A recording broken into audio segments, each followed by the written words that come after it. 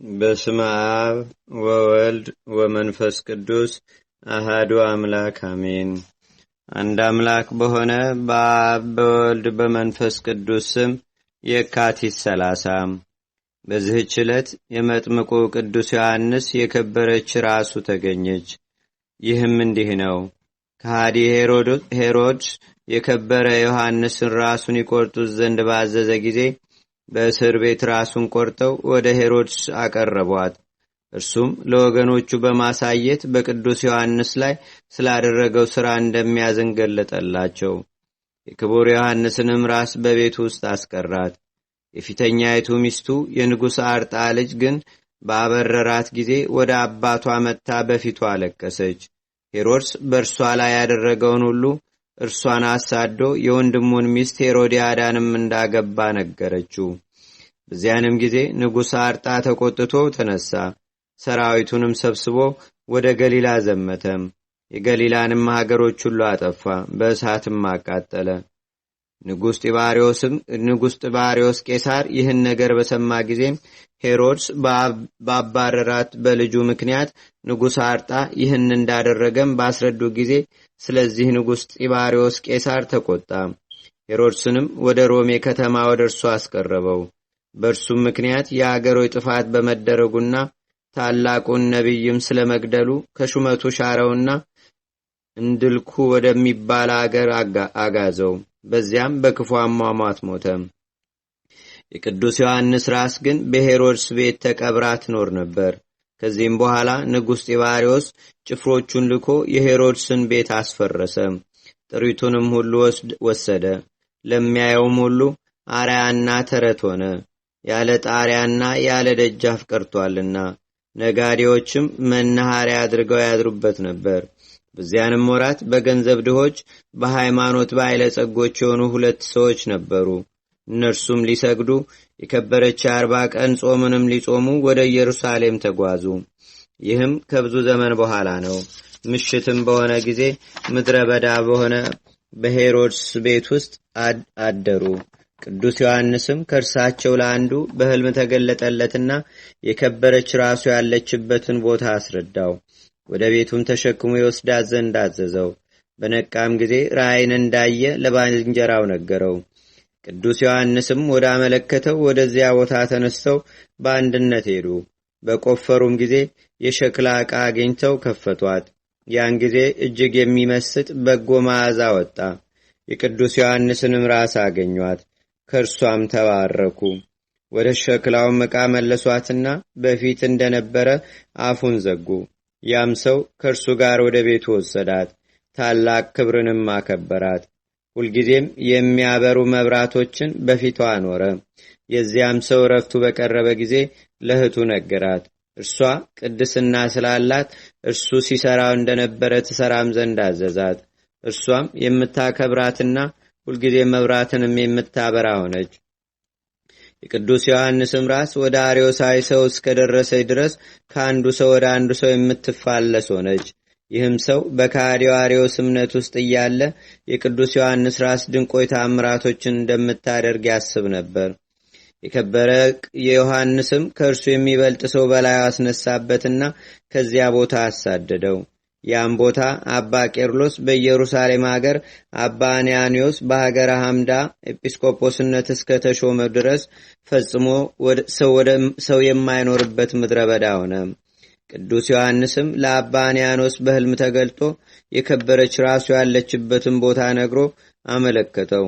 አባ አንያኖስም ሂዶ እንደ ዛሬው ግንቦት 30 ከዚያ አወጣት።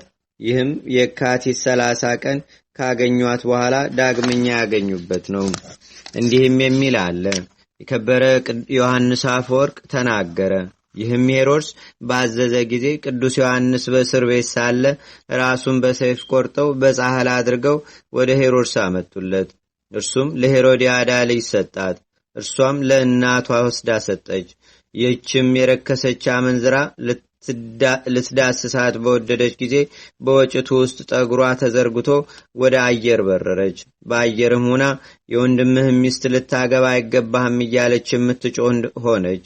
እንዲህም እያለች 15 ዓመት ኑራ በአረቢያ ምድር አርፋ በዚያ ተቀበረች። ነጋዴያንም በዚያ ቦታ የሚያድሩ ሆነ። በእግዚአብሔርም ፈቃድ 2 አማንያን ነጋዴዎች ወደዚያ ቦታ ደርሰው አደሩ። ቅዱስ ዮሐንስም በሕልም ተገለጠላቸውና የከበረች ራሱን ያወጡ ዘንድ አዘዛቸው። እነርሱም አወጧት። ከእርሳቸውም ጋር ወደ ቤታቸው ወስደው ታላቅ ክብርን አከበሯት። ለእግዚአብሔርም ምስጋና ይሁን። እኛንም መለኮትን ባጠመቀ በከበረ በቅዱስ ዮሐንስ ጸሎት ይማረን። ልዩ የሆነች በረከቱም ከእኛ ጋር ለዘላለሙ ትኑር አሜን።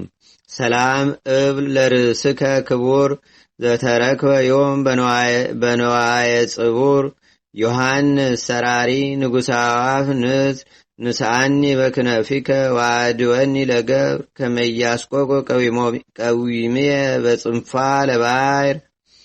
በዚህች ዕለት የከበረ የእስክንድርያ አገር ሊቀ ጳጳሳት ቅዱስ አባት አባ ሚናስ መታሰቢያው ነው። በረከቱም ከእኛ ጋር ትኑር ለዘላለሙ አሜን። በእግዚአብሔር ቸርነት በየካቲት ወር የሚነበብ ምንባብ ደረሰ፣ ተፈጸመ። ለእግዚአብሔርም ምስጋና ይሁን። የነቢያት፣ የሐዋርያት፣ የጻድቃን፣ የሰማዕታት፣ የደናግልና የመነኮሳትም የቅዱሳን መላእክትም በረከታቸው አምላክን የወለደች የእመቤታችን የቅድስት ድንግል ማርያምን በረከቷ በአገራችን በኢትዮጵያ በሕዝበ ክርስቲያኑ ሁሉ ላይ ለዘላለሙ አድሮ ይኑር አሜን። አንድ አምላክ በሆነ በአብ በወልድ በመንፈስ ቅዱስ ስም የአትሪብ ኤጲስቆጶስ አባ ሚካኤል፣ የቡርልሳ አገር ኤጲስቆጶስ አባ ዮሐንስና ሌሎችም አባቶቻችን የቤተ ክርስቲያን መምህራን የሰሩትንና ያዘጋጁትን የስንክሳር መጽሐፍ በእግዚአብሔር አጋዥነትና በበጎ ልግስናው እንጀምራለን። ይህም ከስንክሳር 2ኛው ክፍል ነው። ትርጓሜውም ከሰማዕታትና ከጻድቃን ከገድላቸው የመድኃኒታችን የኢየሱስ ክርስቶስን የበዓላቶቹ መታሰቢያና አምላክን የወለደች የእመቤታችን የቅድስት ድንግል ማርያም የበዓላቶቿ መታሰቢያ የቅዱሳን መላእክትን መታሰቢያን አጠቃሎ የያዘ ማለት ነው። በጸሎታቸው የሚገኝ በረከታቸው ከሁላችን የክርስቲያን ወገኖች ጋር ለዘላለሙ ጸንቶ ይኑር አሜን። የተባረከ የመጋቢት ወር ቀኑ 12 ሲሆን ከሌሊቱ ሰዓት ጋር ትክክል ነው። ከዚህ በኋላም ይጨምራል። መጋቢት 1 በዚህች ቀን የኢየሩሳሌም ሀገር ኤጲስቆጶስ ቅዱስ በርኪሶስ አረፈ። በዚህች ዕለት የሰማዕቱ የቅዱስ እለእስክንድሮስ መታሰቢያው ነው። ዳግመኛም በዚህች ዕለት የመርቆሬዎስ መታሰቢያ ሆነ። ለእግዚአብሔርም ምስጋና ይሁን። እኛንም በቅዱሳን መላእክት፣ ጻድቃን፣ ሰማዕታት፣ ደናግል፣ መነኮሳት፣ አበው ቀደምት ይልቁንም በሁለት ወገን ድንግል በምትሆን በእመቤታችን በቅድስተ ቅዱሳን በድንግል ማርያም ረድኤትና በረከት አማላጅነቷም በአገራችን በኢትዮጵያ በሕዝበ ክርስቲያኑ ሁሉ ላይ ለዘላለሙ አድሮ ይኑር አሜን። ዛቅረብኩ ማሌታ ዘኪራ ይላፈ ምለተጸምዱከ ዘልፈ ለላነብብ ተወከብ ዘንዴቴ መጽሐፈ እንተረሰይከ እግዚኦ ጸሪቀ መለት ውኩበ ምላቡ ውላን ዘተርፈ ነቢያት፣ ቅዱሳን፣ ሐዋርያት፣ ሰባኪያን፣ ሰማዕቶ፣ ጻድቃን፣ ደናግል፣ አዲ ወመነኮሳት ኢራን ባርኩ ባርኮ ጉባኤ ዛቲ መካን እስከ አረጋዊ ሊቅ ወንዑስ ሕፃን ለዘጻፎ በክርታስ ወለዛ ጻፎን ዘይደርስ ለዛ አንበቦ ለዘተርጎሞ በልሳን አዲስ ወለዘሰማ ቃሎ በዝነ መንፈስ በጸሎተሙ ማርያም አራቂተ ኩሉ እምባ ስቡረ ማረነ ኢየሱስ ክርስቶስ አቡነ ዘበሰማያት